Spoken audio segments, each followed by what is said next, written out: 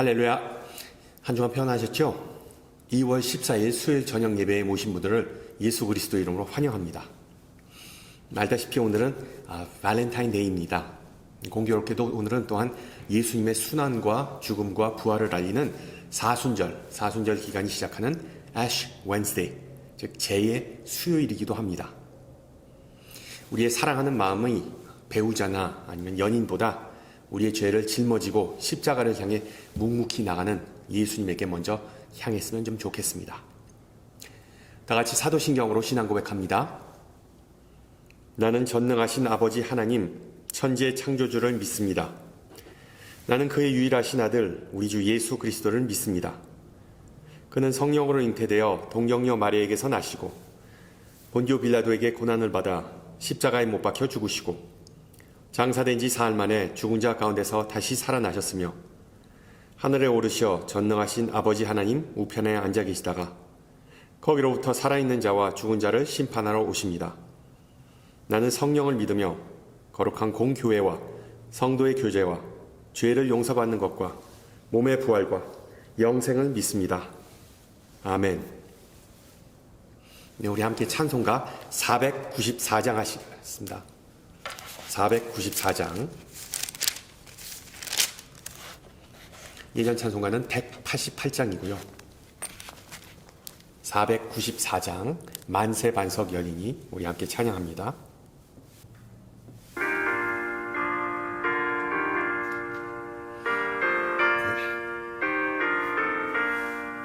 만세 반석 열리니 내가 들어갑니다. 창에 허리 상하여 물과 피를 흘린 것 내게 효험되어서 정결하게 하소서. 내가 공을 세우나 은혜 갚지 못하네. 쉼이 없이 힘쓰고 눈물 근심 많으나 구속 못할 죄인을 예수 홀로 속하네. 빈손 들고 앞에 가 십자가를 붙드네. 의가 없는 자라도 도와주심 바라고 생명샘에 나가니 나를 씻어 주소서. 살아생전 숨쉬고 죽어 세상 떠나서 거룩하신 주 앞에 끝난 심판 당할 때 만세 반석 열리니 내가 들어갑니다.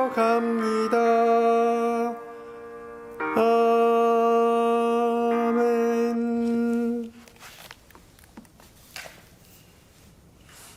네, 하나님께서 오늘 저녁 우리에게 주신 말씀 열왕기하 2장 1절에서 2절 그리고 6절에서 11절입니다. 열왕기하 2장 1절에서 2절 그리고 6절에서 11절 제가 가진 성경으로 구약 561페이지입니다.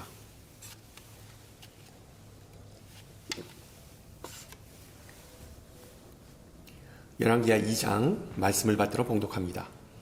여호와께서 회오리 바람으로 엘리야를 하늘로 올리고자 하실 때 엘리야가 엘리사와 더불어 길갈에서 나가더니 엘리야가 엘리사에게 이르되 청하건대 너는 여기 머물라. 여호와께서 나를 베델로 보내시느니라 하니 엘리사가 이르되 여호와께서 살아계심과 당신의 영혼이 살아있음을 두고 맹세하노니 내가 당신을 떠나지 아니하겠나이다 하는지라. 이에 두 사람이 베델로 내려가나. 6절 엘리야가 또 엘리사에게 이르되 청하건대 너는 여기 머물라. 여호와께서 나를 요단으로 보내시느니라 하니 그가 이르되 여호와께서 살아계심과 당신의 영혼이 살아있음을 두고 맹세하노니 내가 당신을 떠나지 아니하겠나이다 하는지라. 이에 두 사람이 가니라. 선지자의 제자 50명이 가서 멀리 서서 바라보매 그 두 사람이 요단가에 서 있더니 엘리야가 겉옷을 가지고 말아 물을 치매 물이 이리저리 갈라지고 두 사람이 마른 땅 위로 건너더라. 건너매 엘리야가 엘리사에게 이르되 나를 네게서 데려감을 당하기 전에 내가 네게 어떻게 할지를 구하라. 엘리사가 이르되 당신의 성령이 하시는 역사가 갑절이나 내게 있게 하소서 하는지라. 이르되 내가 어려운 일을 구하는도다. 그러나 나를 네게서 데려가시는 것을 내가 보면 그 일이 내게 이루어지려니와 그렇지 아니하면 이루어지지 아니하리라 하고 두 사람이 길을 가며 말하더니 불수레와 불말들이 두 사람을 갈라놓고 엘리야가 회오리 바람으로 하늘로 올라가더라. 아멘. 오지랖 넓은 한 사람이 그 이웃집 여자가 한동안 안 보이자 혹시 이혼했나 생각하고 물었습니다. 사모님은 요즘 잘 지내시죠? 못 본 지 한참 됐네요. 그러자 이웃집 남자가 대답했습니다. 하늘나라에 갔습니다. 자신의 예상과는 다른 대답을 들은 남자는 당황해서 아이고 죄송합니다 라고 말했습니다. 그런데 천국에 갔다는 사실이 꼭 나쁜 것만은 아니어서 또 이렇게 말했답니다. 다행입니다. 그런데 막상 그런 말을 하고 보니까 큰 실수를 한 것 같아 또 이렇게 말했답니다. 그래요? 그거 참 놀라운 일이네요.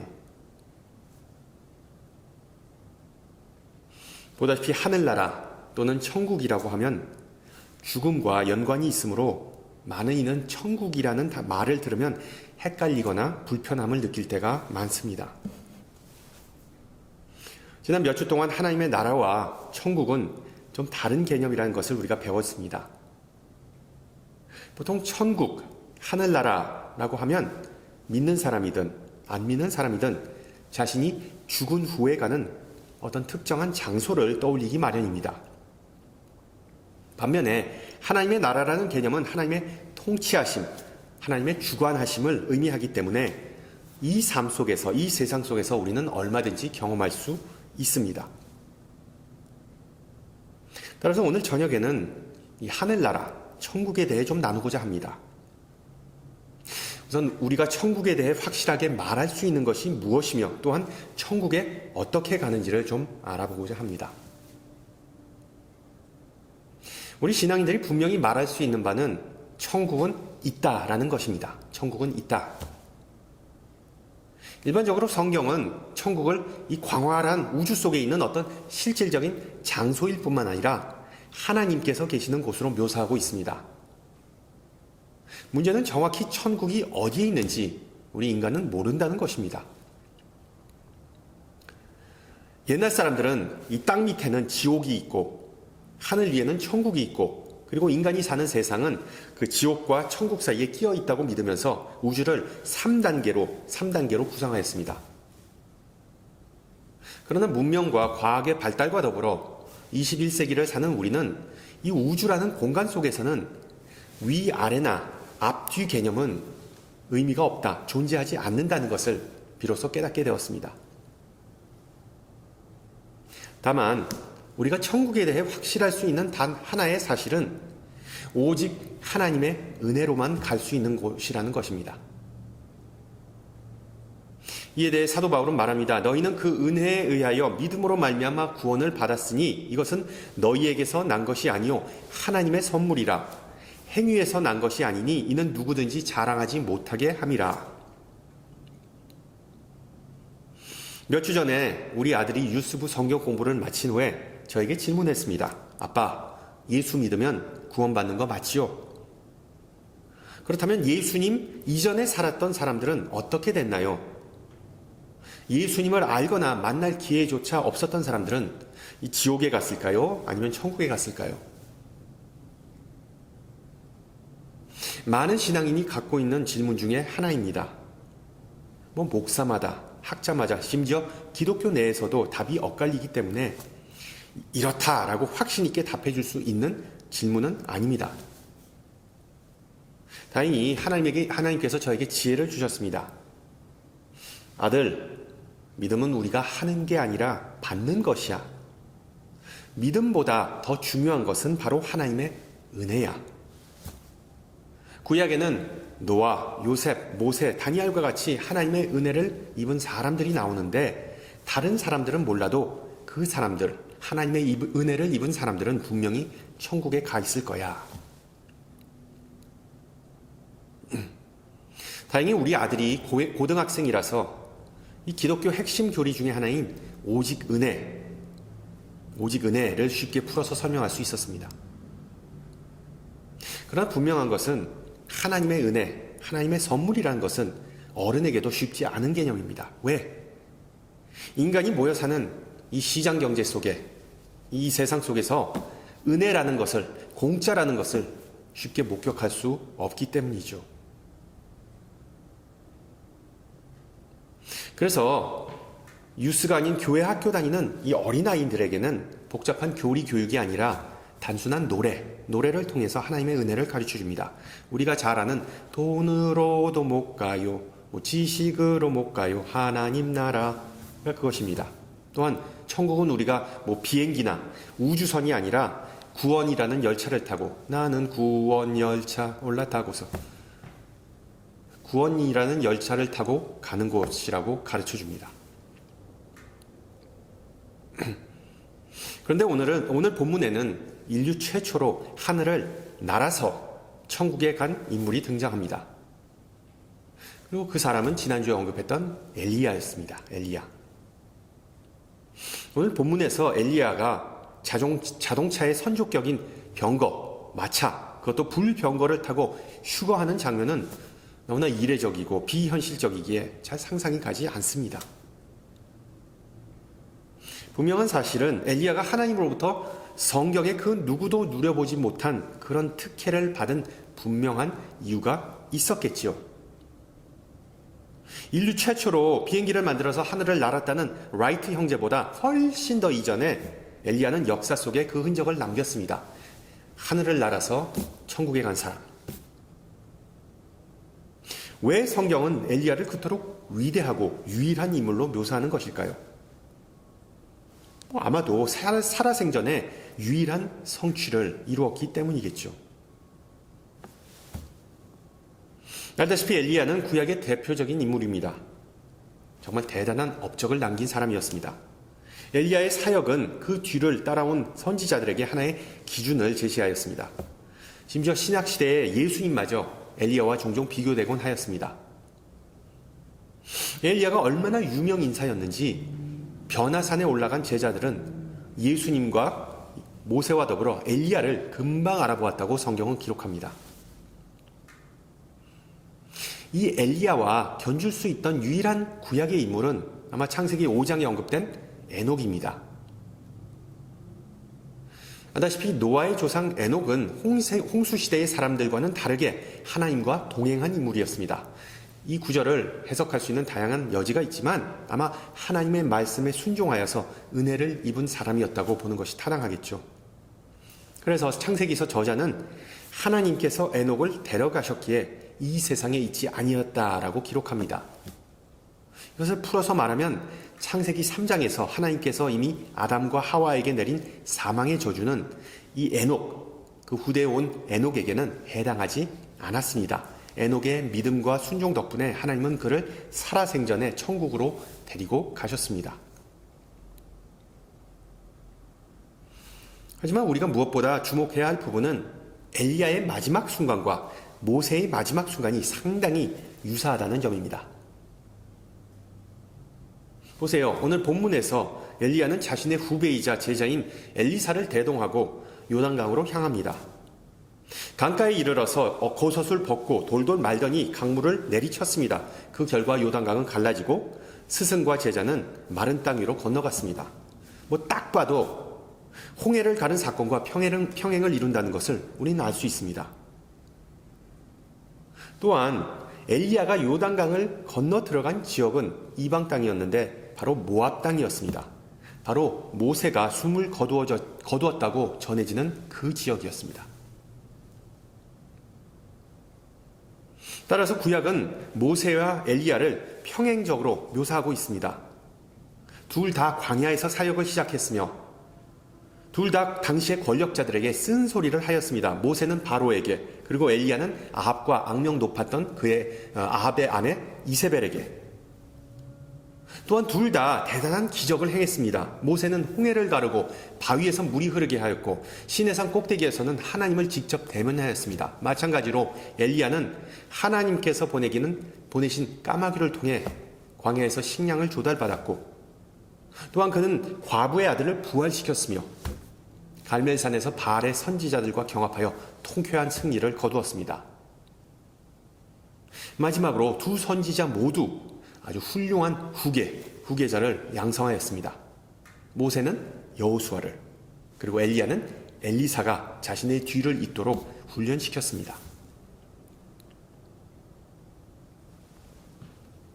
모세와 엘리야가 이스라엘의 역사에 큰 흔적을 남긴 위인들이었지만, 그러나 그들은 완벽하지 않았습니다. 오히려 흠이 많고 고지식한 사람들이었습니다. 불타는 떨기나무를 통해 하나님께서 모세에게 사명을 주셨을 때 모세는 낮은 자존감 때문에 꽁무니를 뺐습니다. 또한 백성이 자신을 구박하고 원망할 때 이 분노 조절 장애 증상을 보여주기도 하였죠. 마찬가지로 엘리야는 이세벨이 자신을 죽이고자 할 때 광야로 도망쳐서 동굴 안에 꼭꼭 숨어버렸습니다. 거기서 죽어도 안 나오고자 했던 그를 하나님은 엄청난 자연 현상을 보여주심으로 동굴 밖으로 끌어내셨습니다. 이게 무슨 뜻입니까? 다행히 하나님은 흠이 많고 부족한 인간들도 사용하시는 분이라는 의미입니다. 하나님께서는 자신이 사용하고자 하는 사람들의 약함을 강함으로 바꿔주시는 분이십니다. 하나님의 일을 하기에 많이 부족해 보이는 사람일지라도 하나님은 그를 건너뛰고 다른 사람에게 시선을 돌리시지 않고 그 사람을 쓰신다는 것입니다. 따라서 우리가 모세처럼 주님, 저는 이거 도저히 못하겠습니다. 감당 못하겠습니다. 다른 사람 알아보십시오 라고 말할 때 하나님은 이렇게 말씀하십니다. 나는 다른 사람이 아니라 너를 원한다. 또한 엘리야와 요나 선지자처럼 하나님의 일을 하기 싫어서 도망가서 꼭꼭 숨을지라도 우리 하나님은 끝내 우리를 발견하시고 찾아내시는 분이십니다. 더 나아가 하나님은 우리를 찾아낼 뿐만 아니라 우리를 하늘 높이 날게 해주시는 분이십니다. 할렐루야. 보세요. 엘리야 선지자는 실제로 우리의 모습과 별반 다를 바가 없는 사람이었습니다. 인생의 쓴맛과 단맛, 또한 전성기와 슬럼프를 셀 수 없이 경험한 삶을 살았습니다. 때로는 기분이 업돼서 정말 세상의 모든 일을 다 할 수 있을 것 같았다가도 얼마 안 있으면 뼈아픈 실패를 경험하고 죽고 싶다라고 하소연하는 그런 모습, 우리에게서도 얼마든지 찾아볼 수 있지 않습니까? 감사하게도 하나님은 인간의 기분과 분위기에 좌지우지 되는 분이 아니시기에 가끔 엘리야에게 그러셨던 것처럼 우리를 높은 곳으로 들어 올리셔서 조감도, 즉 새가 하늘에서 땅을 바라보듯 우리 자신과 우리의 인생에 대한 전체적인 그림을 보여주십니다. 그런 시각을 통해 우리가 겪는 모든 생사화복은 우리의 시야를 결국 넓혀주면서 동시에 하나님을 향해 더 높이 그리고 힘차게 날아갈 수 있게 해주는 원동력임을 깨닫게 해주십니다. 여러분, 실제로 오늘 이야기는 사별에 관한 슬픈 이야기입니다.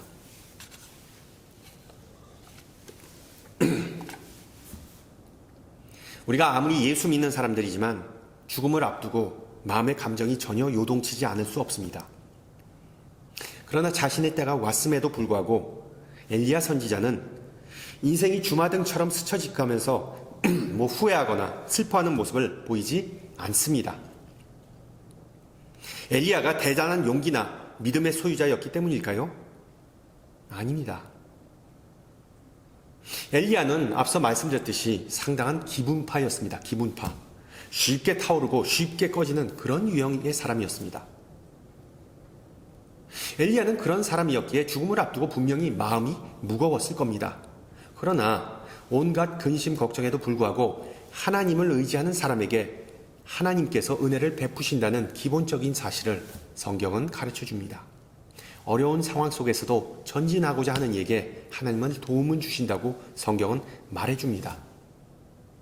불평불만하지 않고 일상 속에서 기쁨과 감사함을 누리는 자를 하나님은 칭찬하신다는 사실을 믿으시기 바랍니다.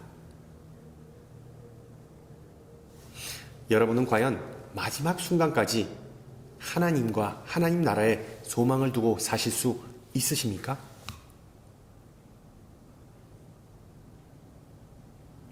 엘리야의 사별 이야기가 우리에게 주는 교훈은 간단명료합니다.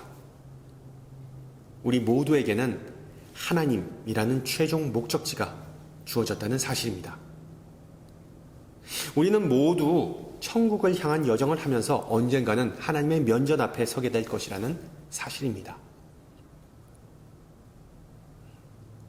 비록 천국이라는 최종 목적지가 지금은 눈에 안 보일지라도 우리가 매일매일 하나님을 향하여 우리의 마음을 향하고 하늘나라를 갈망하면 하나님은 우리에게 크고 비밀스러운 것들을 보여주심과 동시에 우리의 삶의 방향과 소망과 그리고 능력을 채워주실 것이라고 약속하십니다. 할렐루야.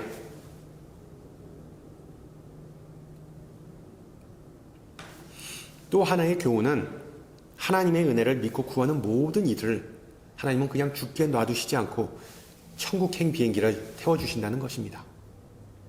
앞서 말씀드렸듯이 변화산에서도 엘리야는 예수님과 모세와 함께 제자들 앞에 나타났습니다.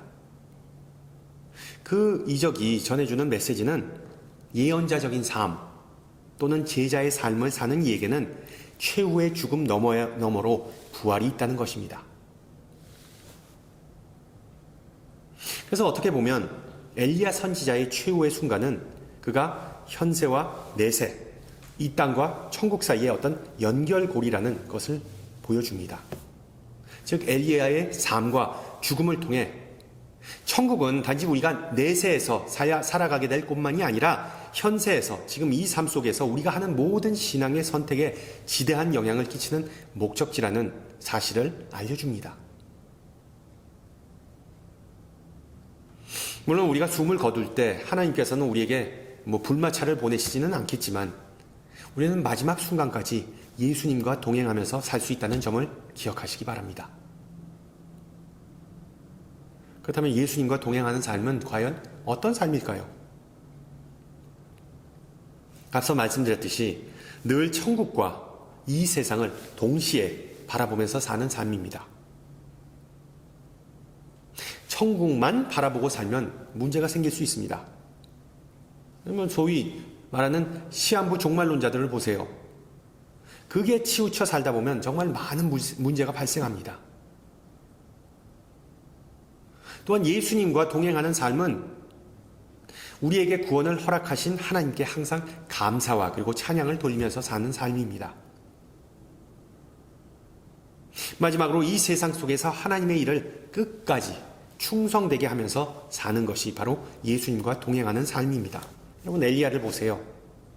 노년에 심지어 죽기 전까지 사역을 손 놓지 않았습니까? 우리가 분명히 회개하고 되새겨야 할 부분입니다. 나이 핑계, 힘이 없다는 핑계 다 소용없습니다. 엘리야는 하나님의 뜻을 헤아리고 죽기까지, 죽을 때까지 충성했습니다. 여러분 하나님의 뜻이 무엇입니까? 죄로 망가진 이 세상이 하나님께서 계획한 대로 변하는 것, 즉 창조의 질서를 회복하는 것 아니겠습니까? 실제로 우리는 항상 이렇게 기도합니다. 아버지의 나라가 오게 하시며 아버지의 뜻이 하늘에서와 같이 땅에서도 이루어지게 하소서. 하늘에서와 같이 땅에서도. 이게 바로 우리의 사명입니다. 하나님의 도움을 힘입어 이 세상이 나가는 방향이 하나님의 나라의 가치관과 일치하게 만드는 것이 바로 우리의 사명입니다. 이 목적을 이루기 위해 수많은 예언자가 일평생을 바쳤습니다. 엘리사도 이 목적을 마음에 품었습니다. 그래서 엘리야에게 요청합니다. 당신의 성령이 하시는 역사가 갑절이나 즉 2배나 내게 있게 하소서.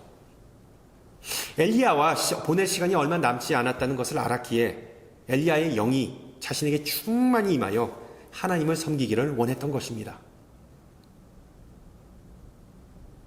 우리도 어떻게 보면 엘리사와 비슷한 심정이죠.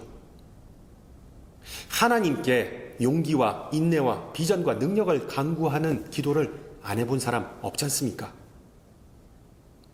하나님의 은혜를 힘입어 이 세상 속에서 오늘도 승리하게 해달라고 간구합니다. 쓰러져도 다시 일어나 날아오를 수 있게 해달라고 간절히 기도합니다. 문제는 하나님께서 그런 기도에 응답을 잘 안 해주시는 것 같다는 것입니다. 잘 안 해주시는 것 같다. 성령의 2배의 능력은커녕 그 반의 능력을 좀 체험해봤으면 좋겠다라는 생각이 들 때가 수도 없이 많습니다. 구약 시대와는 다르게, 엘리야의 시대와는 다르게 우리가 사는 이 시대, 이 세상 속에서 기적이나 표적을 목격할 수 없다는 것입니다. 왜 그럴까요? 왜 그럴까요?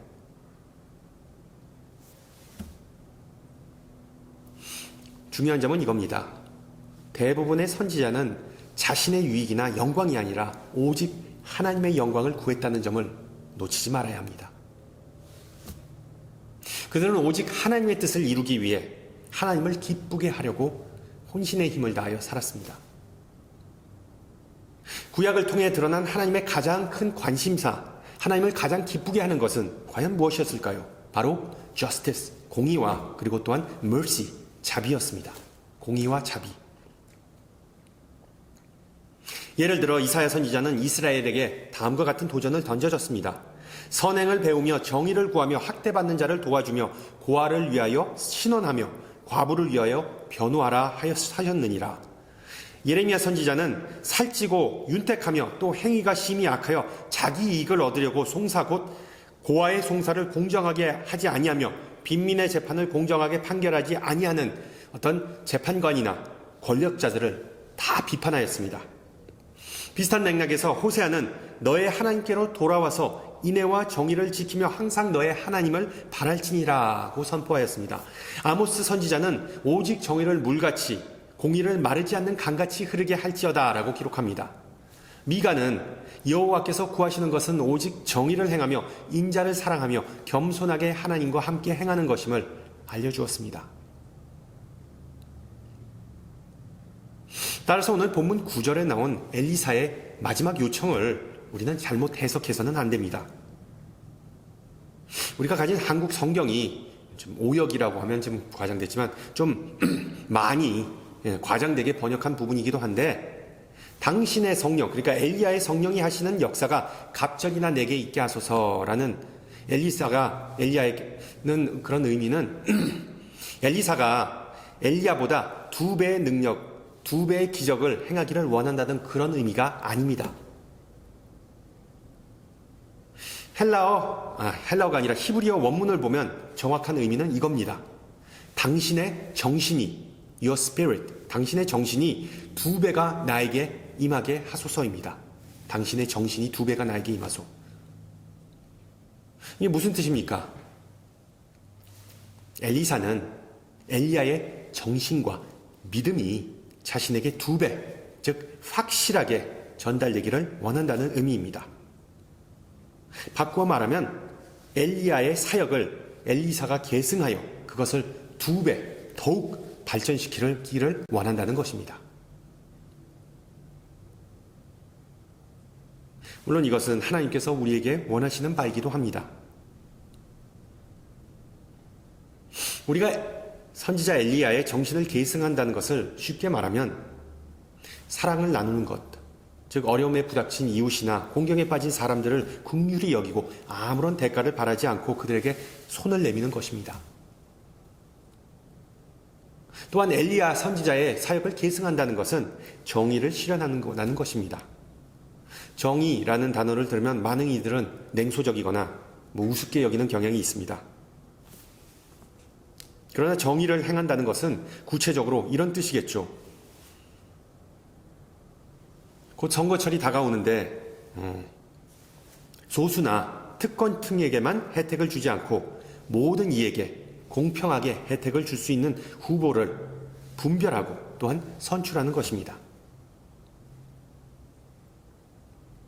여러분 기억하세요. 엘리야 선지자가 유명하게 된 이유는 자신의 동족인 이스라엘 백성부터 먼저 챙긴 것이 아니라 오히려 궁핍한 외국인, 그러니까 이방인 과부와 아들을 먼저 챙겨주었기 때문입니다.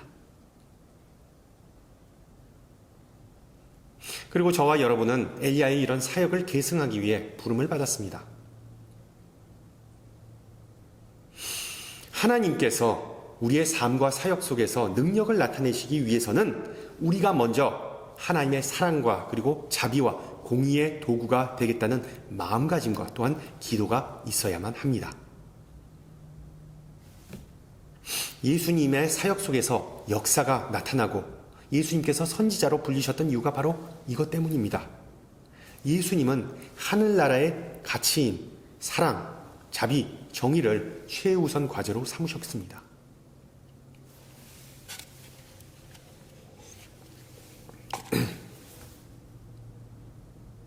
안타깝게도 우리는 예수님께서 베푸신 사랑과 외치셨던 공의를 좀 제쳐두고 오직 이 십자가와 그리고 또한 부활에만 집중하는 경향이 있습니다.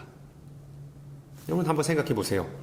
우리가 매주 외우는 사도신경에 예수님의 공생의 사역에 대한 언급은 일절 없다는 것이 좀 이상하지 않나요?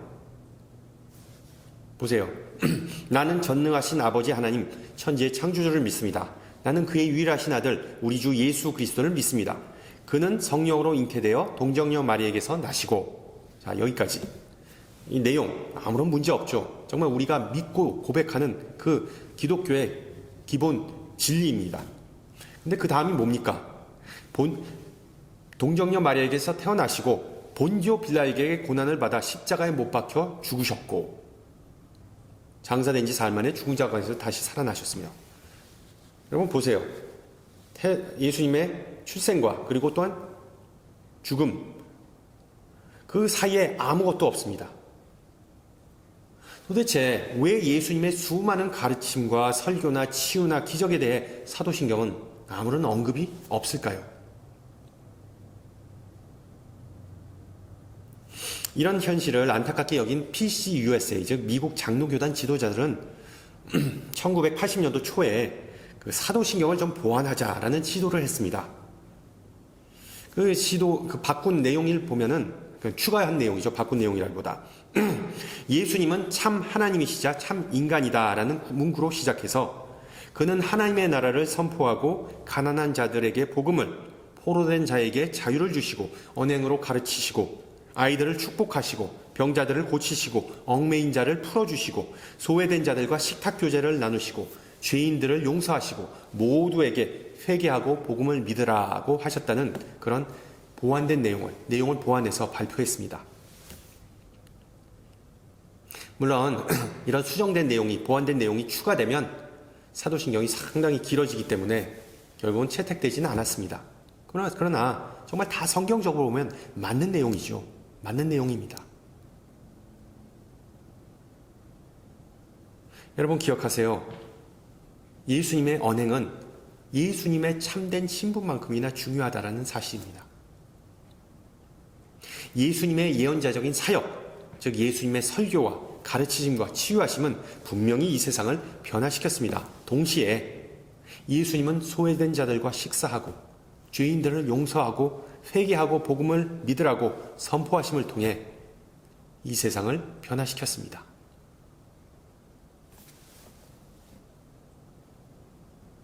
따라서 우리가 예수 믿는다는 것은 예수께서 단지 하나님의 아들이자 세상을 구원하러 오신 분이심을 믿는 것만이 아닙니다. 우리가 예수 믿는다는 것은 예수께서 자신의 생애와 사역을 통해 온 세상 사람들에게 천국을 맛보게 해주셨다는 사실 또한 믿는 것입니다. 그렇습니다. 우리 예수님 덕분에 우리는 이 세상 속에서 무엇을 위해 그리고 어떻게 살아야 한다는 것을 확실히 알게 되었습니다. 예수 그리스도의 영이 살아 역사하시고 또한 우리 안에 계신다는 것을 믿고 고백하는 우리는 이제 세상에 가서 하나님의 선한 사역을 감당해야 합니다. 천국이라는 최종 목적지까지 날아오르게 해주신다는 주님의 약속을 믿고 죽기까지 충성하는 성도가 되시기를 축원합니다. 함께 기도합니다. 전능하신 하나님, 오늘 저녁에 주님의 종 엘리야 선지자의 생애와 죽음을 통하여 우리에게 말씀하심을 감사드립니다. 우리는 모두 하늘나라를 향해 가고 있는 순례객이지만 이 세상에 사는 동안 천국을 이 땅에 심는 것이 우리의 소명임을 일깨워 주셨습니다. 주님께서 맡겨주신 사명을 수행하는 동안 우리는 결코 혼자가 아님을 또한 배웠습니다. 주님의 영이 엘리야와 엘리사의 삶 속에서 역사했던 것처럼 우리의 삶 속에서도 여전히 역사함을 믿고 고백합니다. 주님의 사랑과 은혜 없이 우리는 아무것도 할 수 없음을 고백합니다. 주님의 성령께서 우리를 험난한 곳으로 인도할 때 순종하고 주님께서 우리에게 말씀하실 때 경청하게 해주시옵소서. 또한 주님의 말씀을 거부하는 이 세상의 복음을 선포할 수 있는 용기와 인내심을 허락하여 주시옵소서. 늘 강건케 하시고 인도하시는 주님의 말씀과 성령의 도우심을 받아 우리의 유익이 아니라 하나님의 영광과 하나님의 나라를 위해 살기를 소망하오니 예언자들과 예수님의 신앙과 삶을 보고 배울 수 있기를 기도합니다. 공의를 실천하고 자비를 베푸는 것이야말로 주님의 마음에 합한 산 제사라고 하신 말씀을 기억하면서 아버지께서 우리에게 자비를 베푸신 것처럼 우리도 가난하고 굶주린 자에게 나눔을 베풀기를 소망합니다. 주님께서 아픈 자들과 공경에 처한 자들을 보고 긍휼히 여기셨던 것처럼 우리도 힘들고 어려움에 처한 이들을 보고 함께 아파하고 중보할 수 있게 하옵소서. 함께 주님 가르쳐 주신 기도합니다. 하늘에 계신 우리 아버지, 아버지의 이름을 거룩하게 하시며 아버지의 나라가 오게 하시며 아버지의 뜻이 하늘에서와 같이 땅에서 이루어지게 하소서. 오늘 우리에게 일용할 양식을 주시고 우리가 우리에게 잘못한 사람을 용서하여 준 것 같이 우리 죄를 용서하여 주시고 우리를 시험에 빠지지 않게 하시고 악에서 구하소서. 나라와 권능과 영광이 영원히 아버지의 것입니다. 아멘.